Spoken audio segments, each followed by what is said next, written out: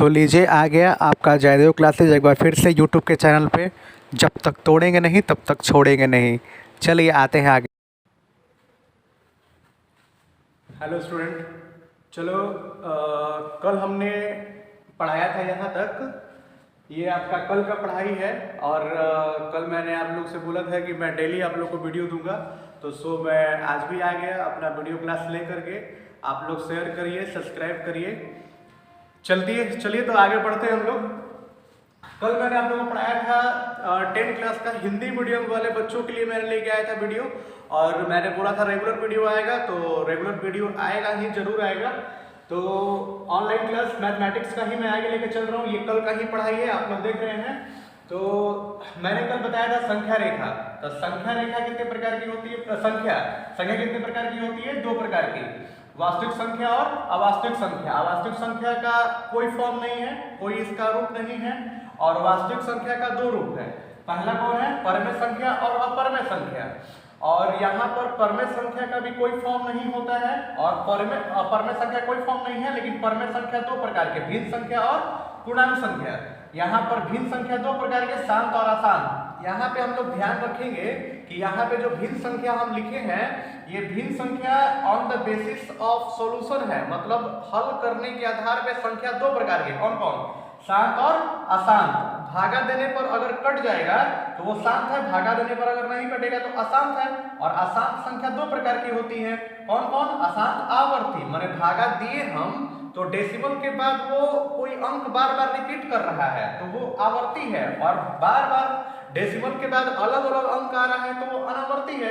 ठीक है यहाँ तक। अब परमेय संख्या का दूसरा रूप है पूर्णांक संख्या। तो हम बताए थे कि पूर्णांक संख्या एक ऐसी संख्याओं का समूह होता है, कलेक्शन होता है, जिसमें लगभग हर प्रकार की संख्याएं आ जाती हैं। इसके पास ये गुण होता है, नाम है इसका पूर्णांक। लेकिन हम लोग डिफिनेशन अगर बोलेंगे, इसका परिभाषा बोलेंगे, तो हम ये बोलेंगे कि संख्या रेखा पर प्रदर्शित की जा सकने वाली सभी प्रकार की संख्याओं को हम लोग क्या बोलते हैं भाई? पूर्णांक बोलते हैं।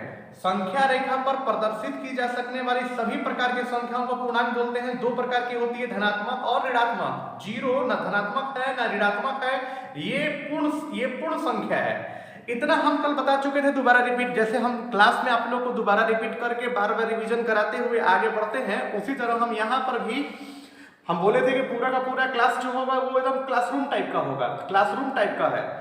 ठीक है, आप लोग का पहले ही बार बहुत अच्छा सब्सक्राइबर मिले, बहुत अच्छा आप लोग शेयर किए। और मैं सोच नहीं सकता था कि आप लोग इतना रिस्पांस करेंगे, लेकिन चलो अच्छा है, आपने बहुत अच्छा रिस्पांस किया। मैं इसके लिए आप लोग का आभारी हूँ। और आप लोग इसी तरह से अपना प्रेम और स्नेह बनाए रखें, मैं यही चाहूँगा। आगे मैं बढ़ता हूँ। तो मैंने कल आप लोग को बताया था कि वास्तविक संख्या तो रूट ओवर एक्स के रूप में रहता है। और ये जो रूट है ये सारी की सारी संख्याओं को देने वाला है। मैंने कल बताया था कि वास्तविक संख्या के रूट ओवर माइनस एक्स के रूप में रहता है।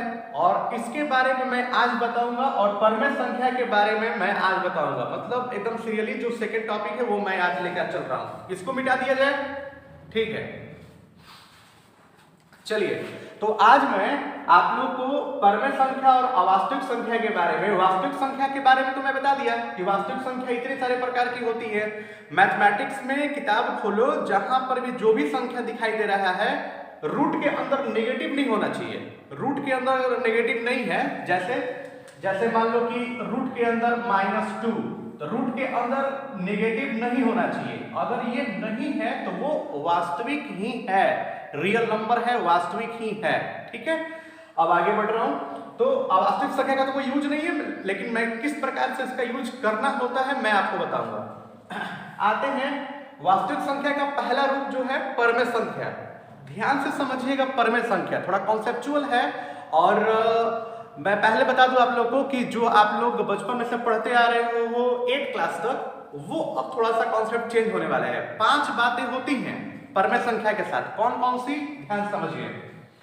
इसको मिटाया जाए, मिटा रहा हूं मैं इसको।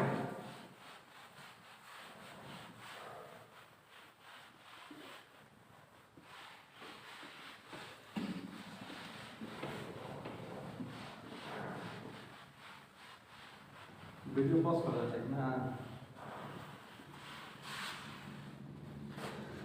चलिए आगे बढ़ते हैं हम लोग। तो हम वास्तविक संख्या का जो पहला फॉर्मेट है परमेय संख्या, पहला फॉर्म है परमेय संख्या, पहला प्रकार लेके चल रहे हैं। तो महत्वपूर्ण बातें किसके बारे में? परमेय संख्या के बारे में। महत्वपूर्ण तथ्य चलते हैं परमेय संख्या के बारे में। महत्वपूर्ण तथ्य ध्यान से समझेंगे। तो मैंने पहले बताया था कि जो भी आप लोग का जो भी परमेय संख्या होगा वो परमेय संख्या P बटा Q के रूप में होगा। ठीक है, मतलब जो संख्या P बटा Q के रूप में रहेंगी उन्हें परमेय संख्या कहेंगे, जहां पर Q नॉट इक्वल टू 0। ठीक है, नीचे 0 नहीं रहना चाहिए। तो बचपन में हम लोग बहुत सारे P बटा Q के रूप में मैथमेटिक्स सॉल्व बच्चे करते हैं, जो 5, 6, 7, 8, 9, 10, जिसको हम लोग फ्रैक्शन पर का ऐड बोलते हैं, या फिर सब्ट्रैक्ट है, जोड़ने और घटापा का जोड़, घटापा का घटाव हम लोग बोलते हैं। तो यहाँ देखिए, तो अगर हम बोले कि ये 24/16, यहाँ ध्यान दीजिएगा थोड़ा सा, 24/16 मैंने लिखा है। ठीक है, बहुत गणितज्ञ लोग बोलेंगे कि नहीं ये परमेय संख्या है, परमेय संख्या के शर्तों का पालन करता है, ये P बटा Q के रूप में है। Q यहाँ पे 0 नहीं है, यहाँ पे 16 है, ये P बाई Q के रूप में है। यहाँ पर 16 है Q और 24 है P। यहाँ पर आप लोग का Q मतलब 24 ये 0 नहीं है, तो आप क्या इसको परमेय संख्या बोलेंगे? ठीक है, आप अभी तक जब तक आप लोग 8 या 9 तक पढ़ रहे थे तब आप लोग इसको परमेय संख्या बोल सकते थे, लेकिन 10th क्लास के सिलेबस के अकॉर्डिंग, क्वेश्चंस के अकॉर्डिंग, और मेन कॉन्सेप्ट यही है कि आप अब इसको परमेय संख्या नहीं बोलेंगे। और ये गुरुजी क्या कह रहे हैं, ये P बाई Q परमेय संख्या नहीं है? हाँ, परमेय संख्या इसको कैटेगरी में अगर पूछ दे 24/16 परमेय संख्या है कि नहीं है, तो हम इसको बोलेंगे कि ये परमेय संख्या नहीं है, 24/16 परमेय संख्या नहीं है।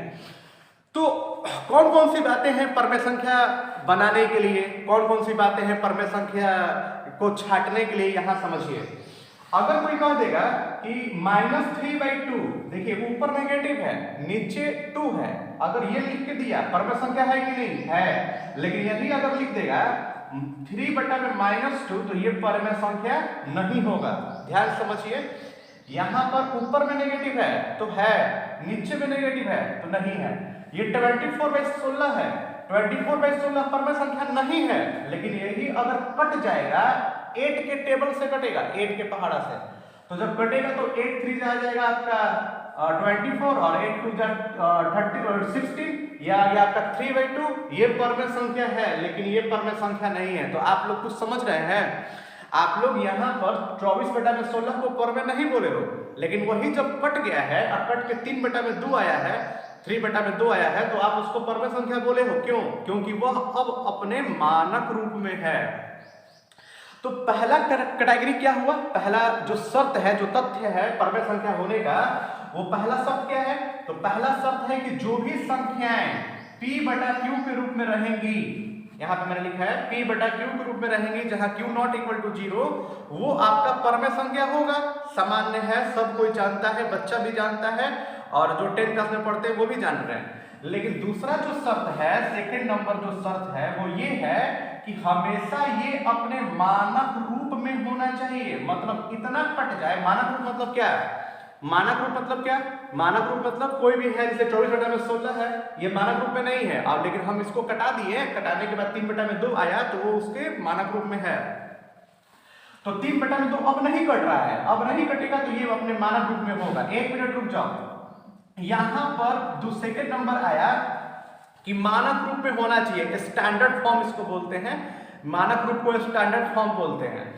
दूसरा नंबर बात, कभी भी नीचे क्यों बोल रहा है कि नेगेटिव 0 नहीं होना चाहिए। ठीक है, 0 तो नहीं होगा, लेकिन 0 से, ध्यान देना ध्यान से, 0 से कम संख्याओं को नेगेटिव बोलते हैं।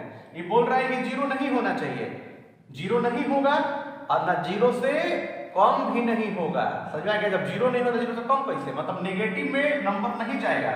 अब ऐसे भी तुम लोग जब मैथ बनाते हो तो तुम लोग बनाते हो कि यहाँ पर अगर बचपन में तुम लोग बनाए होंगे कि 3/2 है, प्लस करके 5/-2 था, तो इसको यहाँ पर ऊपर भेज देते थे, माइनस को ऊपर भेज देते थे, तब बनाते थे। क्यों? तो उस समय तुम लोग जाने नहीं क्यों, लेकिन अब जान लो क्यों।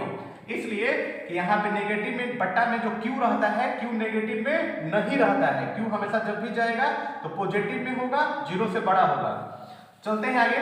तो यहाँ पर जब Q का नंबर रहेगा तो Q हमेशा क्या होगा भैया जी, 0 के बराबर नहीं होगा, और 0 से जब भी होगा तो बड़ा होगा। मतलब ये कभी भी Q जो होगा वो कभी भी क्या होगा, नेगेटिव में नहीं होगा।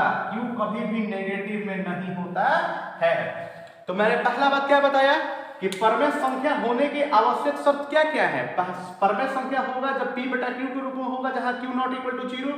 दूसरा मैंने बताया कि परमेय संख्या तब होगा जो अपने मानक रूप में होगा।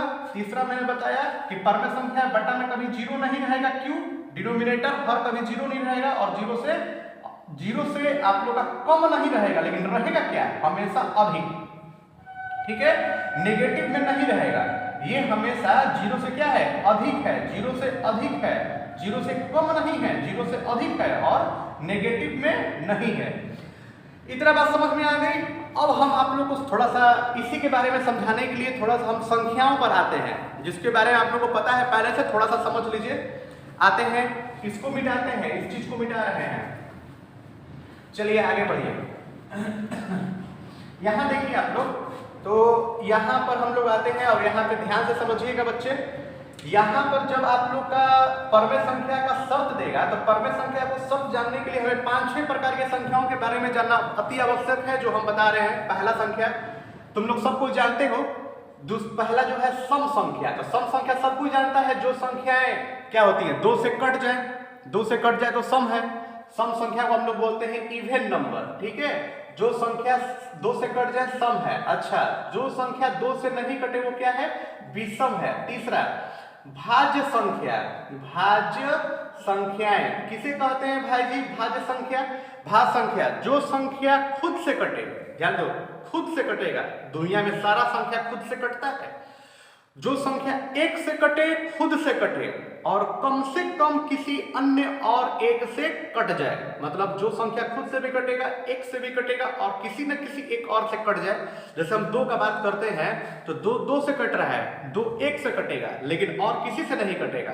3 भी वही गुण फॉलो करता है, लेकिन 4 का बात करते हैं तो 4 से कटता है, 2 से कटता है, ठीक है, और 1 से कटता है। मतलब खुद से भी कट रहा है, 1 से भी कट रहा है, उसके अलावा और किसी से भी कट जा रहा है। 9 का बात करो, 15 का बात करो, 20 का बात करो, किसी की बात करो, तो वो जो संख्या खुद से भी कटे, 1 से भी कटे, और कम से कम किसी अन्य और एक से कट जाए, तो वो क्या है, भाज्य है। जो संख्या खुद से भी कटेगा, 1 से भी कटेगा, और कम से कम अन्य और किसी से भी कट जाए, वो भाज्य है। लेकिन जो संख्याएं, ये देखो अभाज्य मैंने लिखा है, यहीं पे समझो, 10th क्लास का यही है समझने के लिए, अभाज्य और सह अभाज्य। इसके बाद मैं सह अभाज्य बताऊंगा। अभाज्य किसे कहेंगे, जो संख्या खुद से कटे। ध्यान दो, 1 से कटे तो दुनिया का सारा संख्या खुद से कटता है और 1 से कटता है, सारा संख्या खुद और 1 से कटता है, लेकिन और किसी से न कटे। और अगर किसी से कट जाएगा ना, और अगर वो किसी से कट जाएगा तो हो जाएगा भाज्य। 1 से और खुद के अलावा किसी से कट जाएगा तो भाज्य हो जाएगा। लेकिन अगर 1 से और खुद के अलावा किसी से नहीं कटेगा तो अभाज्य है। तो इस सब के बारे में तुम लोग जानते हो, सम, विषम, भाज्य, अभाज्य, इस सब के बारे में तुम लोग को पता है। इसी को इवन कहते हैं, इसको ऑड कहते हैं। यह आपका भाज्य संख्या है। कंपोजिट और प्राइम दोनों पता है ना, कंपोजिट और प्राइम। और उसके बाद सबसे इंपॉर्टेंट जो हम लोग को 10th में पढ़ना है वो है को प्राइम नंबर। को प्राइम नंबर मतलब सह अभाज्य संख्याएं। क्या हमने बोला, ध्यान दो यहीं पर, इसी टॉपिक पे ध्यान देना है। सह अभाज्य, सह अभाज्य संख्या। तो सह अभाज्य संख्या मतलब क्या है, ये मत समझना कि सह है, अभाज्य है। सह माने होता है पेयर, तो अभाज्य का ले लीजिए पेयर, ये नहीं कॉन्सेप्ट है। कॉन्सेप्ट क्या है कि सह अभाज्य संख्या है तो साथ साथ हमेशा डबल अंक रहेगा, मतलब पेयर में रहेगा, पेयर में रहेगा, 2 अंक रहेगा, पेयर में रहेगा, ठीक है। लेकिन वैसा 2 अंक जो भाज्य हो चाहे अभाज्य हो, लेकिन आपस में नहीं कटना चाहिए।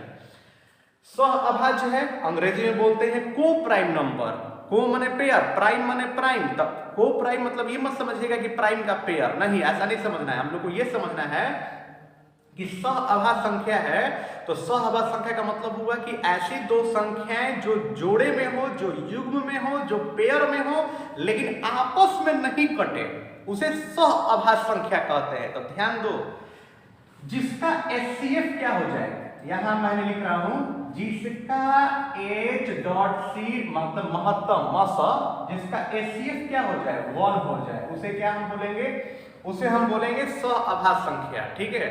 अच्छा एक बार बताओ, तुम लोग को दो संख्या दे दिया, बहुत बड़ा बड़ा संख्या दे दिया है, यहां पर दे दिया 2 4 3 2 8, यहां भी दे दिया 3 5 6 8 4, बहुत बड़ा बड़ा संख्या दे दिया, और बोला कि इसको एक बार में कटाओ, एक बार में कटाओ, ऐसा से कटाओ कि दोबारा वो ना कटे। जैसे मैंने अभी आप लोगों को एक छोटा अंक पे एग्जांपल लेके दिखा रहा हूं। अगर मान लीजिए कि मेरा 24 है और 16 है, इसको आप लोग 2 से कटाते हो, छोटा एग्जांपल समझने के लिए मैंने दिया है, 2 से कटाते हो। ठीक है, तो 2 से कटाओगे तो 12 आएगा, नीचे 8 आएगा, ऊपर 12 आएगा, नीचे 8 आएगा, फिर 2 से कटाओगे 6 आएगा, 4 आएगा, फिर 2 से कटाओगे 3 आएगा, 2 आएगा। तो इतना प्रोसेस नहीं करना है, आप लोग को एक ही बार में कटाने हैं, और ऐसा कटाना है कि दोबारा ना कटे। तो इन दोनों का तुम लोग HCF निकालेगा। ठीक है, क्या निकालेगा, HCF। तो 16 और 24 का जैसे तुम लोग HCF निकालेगा, तो 16 और 24 का HCF निकालेगा, तो 16 एकम 16, ये आया तुम्हारा 8, 8 दूनी का 16, ये कट गया, 0 0 आ गया। ये आपका क्या है, ये आपका HCF है 8, तो 8 से कटाओगे तो 8 3 के 24, 8 दूनी का 16, एक ही बार में कट गया ना 3 और 2 से।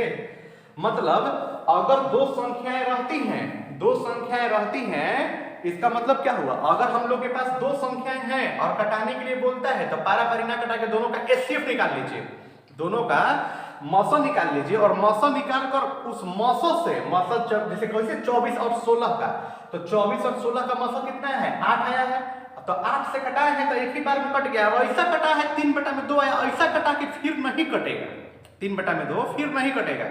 3 और 2 में, दोनों में कॉमन क्या है, उभयनिष्ठ क्या है, 1 है, 1 से कटेगा। अच्छा, तो इन दोनों का आप HCF निकाल लें, HCF से कटाइएगा तो ऐसा कटेगा कि फिर दोबारा नहीं कटेगा। ठीक है, मतलब ये कॉन्सेप्ट है कि अगर हम कोई बहुत बड़ा दो संख्या दिया रहता है, उसको उसके HCF से कटाते हैं, तो वो क्या आता है, कट के ऐसा आ जाता है कि फिर दोबारा नहीं कटता उसका HCF।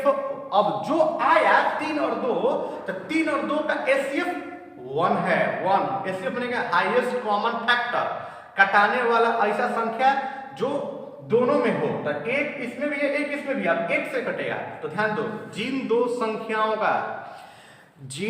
संख्याओं का HCF 1 होता है ना, जिन दो संख्याओं का HCF 1 होता है, उसे हम कहते हैं सहअभाज्य संख्याएं।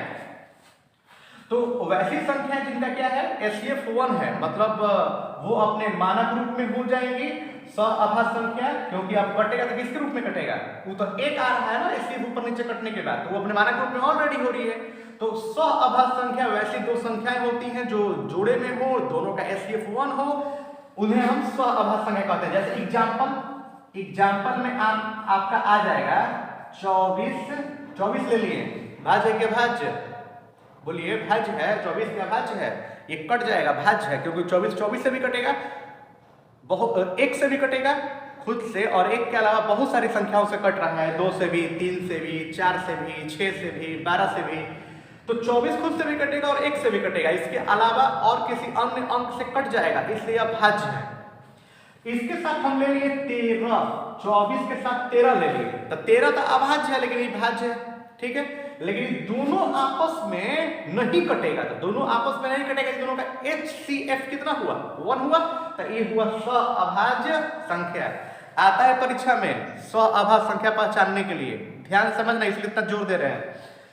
तो आते हैं परमेय संख्या में, तो परमेय संख्या का पहला रूप क्या होगा कि परमेय संख्या P/Q के रूप में होगा, जहां Q ≠ 0, मतलब हर 0 नहीं रहेगा, मानक रूप में होगा। तीसरा, नीचे 0 नहीं रहेगा, लेकिन जब भी रहेगा तो 0 से बड़ा रहेगा। अगला, नीचे कभी नेगेटिव नहीं होगा।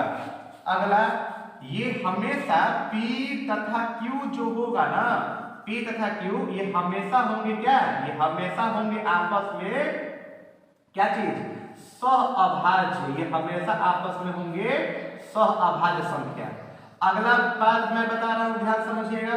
P तथा Q सहभाज्य है तो इसका जो भी P बटा Q के रूप में रहेगा वो होंगे हमेशा, उसका ACF क्या होगा, 1 होगा। अब चाहे हाई बतिया कनवा इसे पकड़ो और चाहे कनवा इसे पकड़ो, पकड़ना तो कनवा है, ये सब एक ही बात दिया है, लेकिन कोई भी एक बात लिखने के लिए आ जाता है, ठीक है। तो इतना सारा गुण होता है तब परमेय संख्या होता है। ऐसे कोई अब देगा परमेय संख्या पहचानने के लिए, तो परमेय संख्या पहचाने तो 24/16 नहीं देगा, तो देखेगा P है Q है तो परमेय संख्या है। बहुत लोग इस बात नहीं जानता है, हम आपको बता रहे हैं, ठीक है ना। तो परमेय संख्या होने के लिए इतने सारे गुणों का पालन करना चाहिए, तब जाके वो परमेय संख्या होगा, नहीं तो परमेय संख्या नहीं होगा। तो ठीक है, आज मैंने आप लोगों को परमेय संख्या के बारे में बताया। धीरे धीरे जैसे लेक्चर बाय लेक्चर चलते रहेगा, ये परमेय संख्या का पूरा क्लास है। कल बहुत लोग बोले कि सर वीडियो थोड़ा सा, मतलब जो मेरे शुभचिंतक थे वो लोग बोले कि वीडियो थोड़ा शॉर्ट बनाइए, लड़का मतलब उतना अपने में पोटेंशियल नहीं रखता है कि उतना लंबा वीडियो कैरी कर पाएगा। तो ठीक है, आज थोड़ा शॉर्ट वीडियो दे रहे हैं और मेरे चैनल को सब्सक्राइब कर लीजिए ताकि आप लोगों को वीडियो रोज मिलते रहे। मोटो ये नहीं है कि आप चैनल को सब्सक्राइब करवे कीजिए, मोटो ये है कि आप वीडियो देखिए और वीडियो देखकर अगर जो 10th क्लास में पढ़ने वाले बच्चे हैं वो अपना जो अभी कोचिंग्स बंद हैं तो जो ऑनलाइन क्लास हो रही है उससे अपना लुत्फ उठाइए। और मेरे में ये यहाँ पे मेरे वाले वीडियो में ये आप लोगों को मिलेगा कि एक के बाद एक मिलेगा। कल मैंने वास्तविक संख्या के बारे में बताया और वास्तविक संख्या के बारे में के बाद आज आप लोग को परमेय संख्या के बारे में मैंने बताया। तो और इसका आप लोग को पूरा का पूरा PDF भी मैं आपको सेंड करूंगा। अब थोड़ा सा मैं आज सेकंड वीडियो था, आज ये दूसरा वीडियो है, तो धीरे धीरे सारे काम होंगे, ठीक है। काम होना स्टार्ट हो गया, धीरे धीरे होगा ये, ठीक है। ठीक है, bye bye, bye bye, Tata.